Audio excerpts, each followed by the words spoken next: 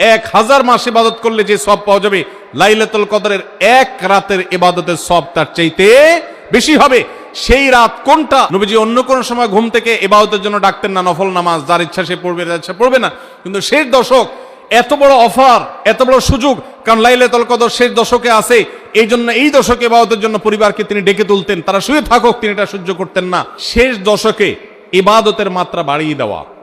আমরা উল্টাটা করি। আমাদের দেশে রমজানের প্রথম দশকে মসজিদ ফুল হয়ে, বারান্দা ফুল হয়ে, রাস্তায়ও মুসল্লি দাঁড়ায়।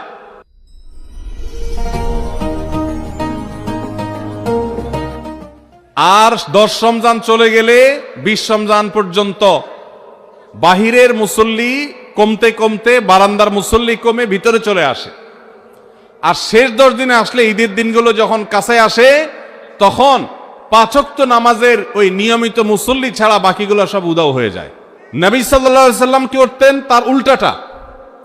আমাদের আয়েশা বলেছেন, কানা ইয়াজিতাহিদু ফীহি মা লা ইয়াজিতাহিদু ফী গায়রি। আমাদের নবীজি সাল্লাল্লাহু আলাইহি সাল্লাম রমজানের শেষ দশকে ইবাদতের জন্য যত কষ্ট করতেন, যত সাধনা করতেন, অন্য কোন সময় ইবাদতের জন্য এত সাধনা করতেন না।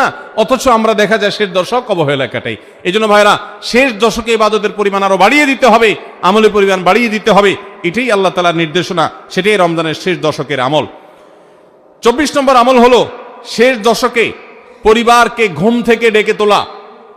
এটা আলাদা সুন্নাহ। নবী সাল্লাল্লাহু আলাইহি সাল্লাম রমজানের শেষ দশক হলে কানা ইযা দাখালাল আশর আহইয়া লাইলা ওয়া আইকাযা আহলা। তিনি পরিবারকে ঘুম থেকে ডেকে তুলতেন এবং স্ত্রী সঙ্গ ত্যাগ করতেন। শেষ দশক কোমর বেঁধে ইবাদত করতেন। এটা 24 নম্বর আমল। তাহলে শেষ দশক পরিবারকে ঘুম থেকে ডেকে তোলা। নবীজি অন্য কোন সময় ঘুম থেকে